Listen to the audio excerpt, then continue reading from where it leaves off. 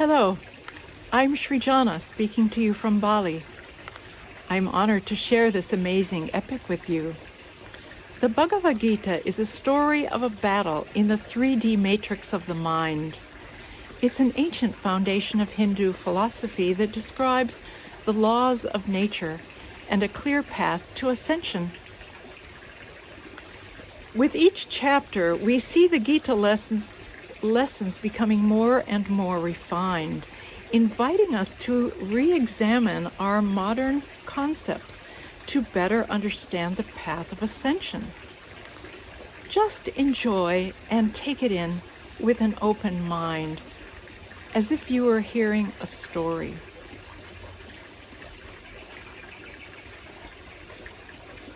Once upon a time, in a faraway land, gods ruled the earth, and all learning took place in the form of stories and sacred verses that people memorized and passed down with each generation.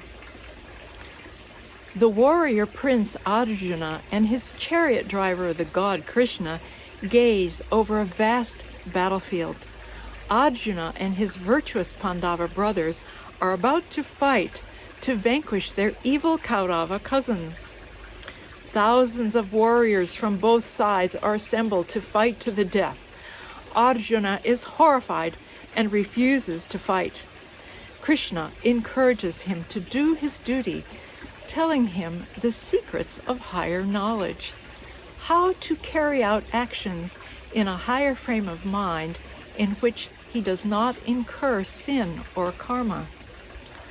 Ultimately, over 18 chapters, Arjuna accepts his destiny to fight. He and his brothers win, and they ascend to the heavenly realms.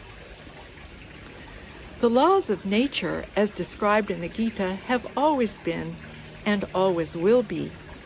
They are none other than the unified laws of life and death, good versus evil, science and religion. These laws are one and can never be divided.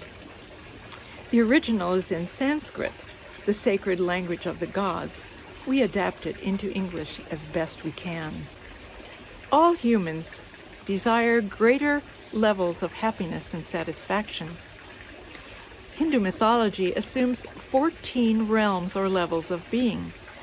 I find these detailed definitions of heaven and hell especially relevant as we see positive and negative qualities rise and fall in ourselves and in people around us. The 7 heavenly realms start with the earthly realm, moving up into lighter realms of air, thought, spirit, up to the gods, and finally to the Almighty God, pure infinity, joy, love, and wonder. The 7 hellish realms start from the earthly level and descend down, starting with desire for sensory pleasure and avoiding pain.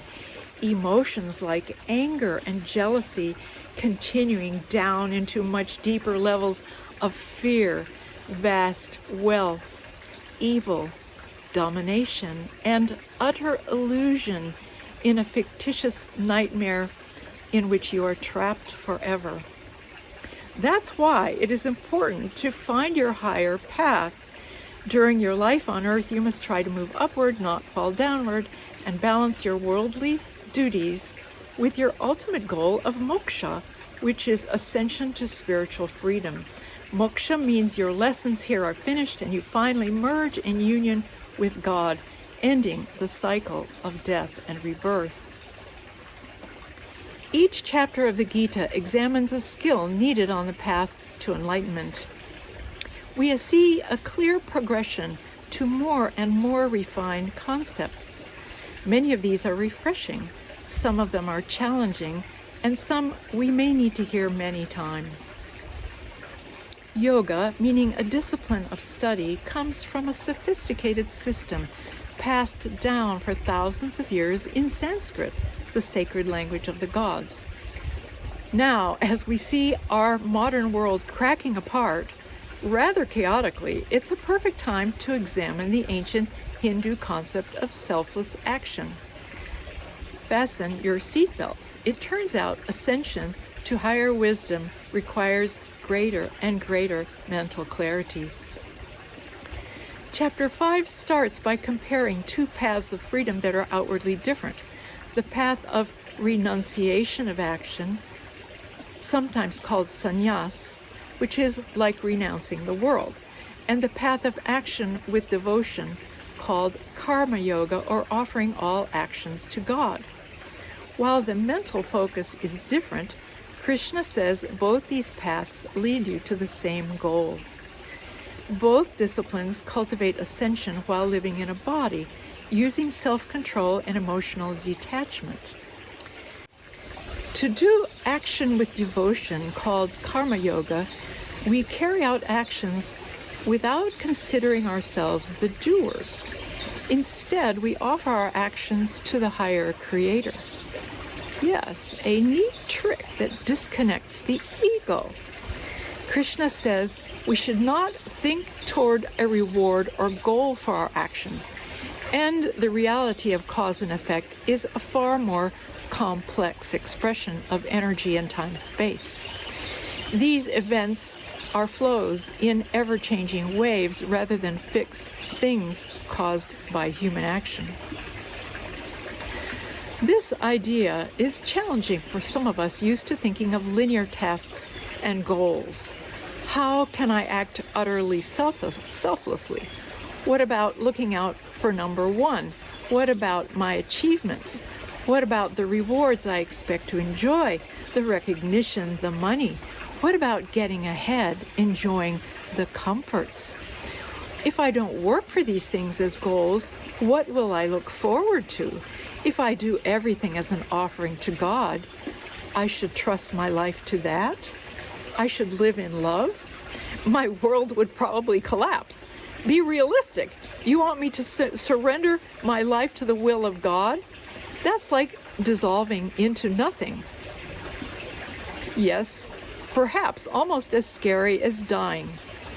Yes, that is exactly why this story of a terrible war is designed to wake us up.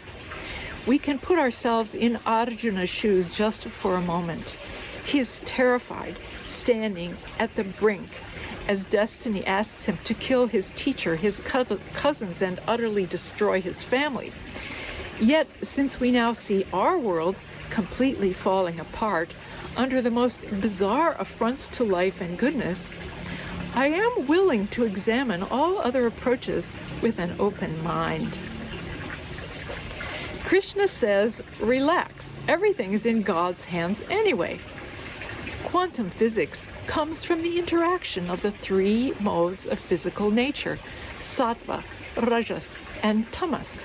When we live and do actions with the intellect immersed in God, we are wholly absorbed in God as a supreme goal of our offering.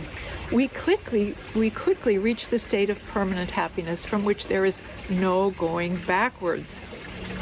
Our sin and karma are dissolved and we live in peace. This is called living in God awareness. We're not pulled down by confusion. We are less fixated on physical sensations, things we like, things we don't like. So we have more equanimity. We are not easily excited nor easily upset.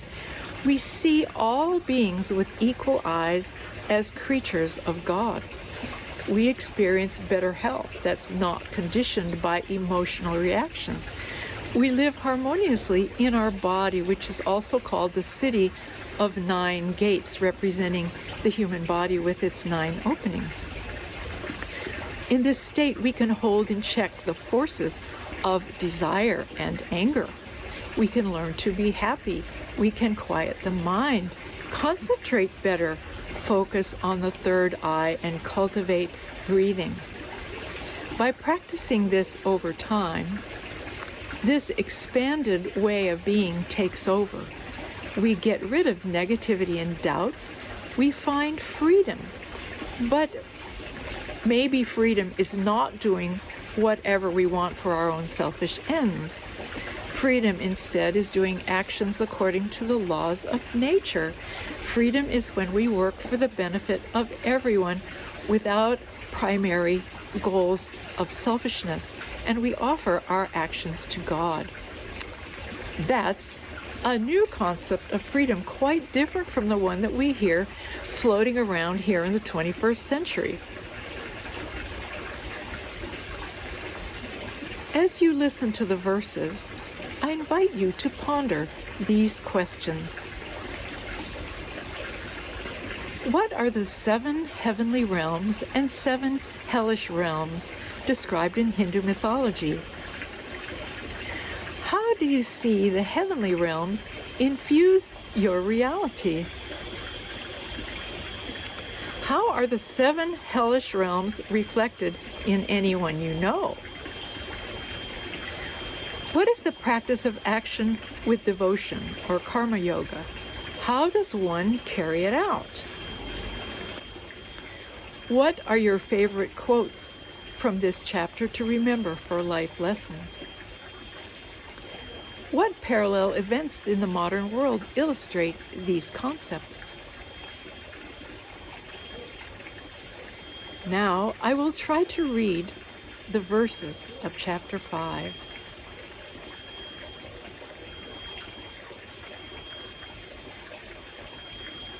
Arjuna said, "O Sri Krishna, you praised the path of renunciation of action, and you also advised the path of action with devotion. Please tell me decisively which of the two is more beneficial."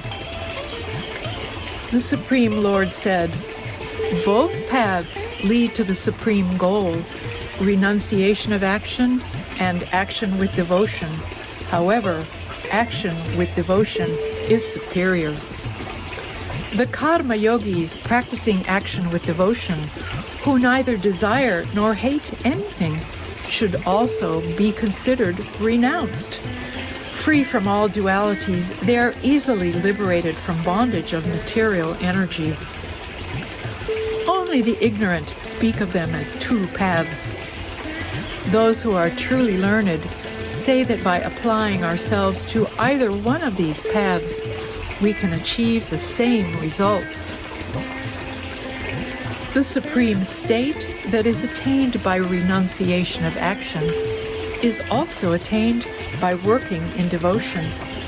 Hence, those who see renunciation of action and action with devotion as identical truly see things as they are. Perfect renunciation of action is difficult to attain without first performing action with devotion. O mighty armed Arjuna, but the sage who is adept in action with devotion quickly attains the supreme. Karma yogis practicing action with devotion, who are of purified intellect and who control the mind and senses, see the soul of all souls in every living being. Although they perform all kinds of actions, they are never entangled in karma. Those steadfast in karma yoga, action with devotion, are always thinking, "I am not the doer," even while engaged in seeing, hearing, touching, smelling, moving, sleeping, breathing, speaking, excreting, grasping, and blinking the eyes. With the light of divine knowledge, they see that it is only the physical senses that move among their objects. Those who dedicate their actions to God, abandoning all attachment, remain untouched by sin, just as a lotus leaf is untouched by water. Karma yogis, while giving up attachment, perform actions with their body, senses, mind, and intellect only for the purpose of self-purification. Offering the results of all activities to God, the karma yogis attain everlasting peace, whereas those who, impelled by their desires, work with a selfish motive, become entangled because they are attached to the fruits of their actions. Embodied beings who are self-controlled and detached reside happily in the city of 9 gates, free from thinking they are the doers or the cause of anything. Neither the sense of doing nor the nature of actions comes from God, nor does He create the fruits of actions. All this is enacted by the 3 modes of physical nature. The omnipresent God does not involve Himself in the sinful or virtuous deeds of anyone. Living beings are deluded because their inner knowledge is covered by ignorance. But for those for whom this ignorance of the self is destroyed by divine knowledge, that knowledge reveals the Supreme God, just as the sun illumines everything in daytime. Those whose intellect is fixed in God, who are wholly absorbed in God, with firm faith in Him as the supreme goal, such persons quickly reach the state from which there is no return, their sins having been dissolved by the light of knowledge. The truly learned have the eyes of humility and divine knowledge. They see with equal vision all forms of life: a Brahmin, a cow, an elephant, a dog, and a dog-eater. Those whose minds are established in equality of vision conquer the cycle of birth and death in this very life. They possess the flawless qualities of God and are therefore seated in the absolute truth. Established in God, having a firm understanding of divine knowledge and not hampered by delusion, they neither celebrate the pleasant nor lament the unpleasant. Those who are not attached to external sense pleasures realize divine bliss of the self. Being united with God through yoga, they experience continual happiness. The pleasures of sensory objects, though appearing as enjoyable to worldly-minded people, are truly a source of misery. O son of Kunti, such pleasures are impermanent, so the wise do not find delight in them. The yogis, who in this life can hold in check the forces of desire and anger, they alone are happy. Those who are happy within themselves enjoy the delight of God within and are bathed by the inner light. Such yogis are united with God and are liberated from physical existence. Those holy persons whose sins have been purged, whose doubts are annihilated, whose minds are disciplined, and who are devoted to the well-being of all, attain God and are liberated from physical existence. For those sannyasis who have broken out of anger and desire through constant effort, who have subdued their minds and are self-realized, freedom from physical existence is both here and hereafter.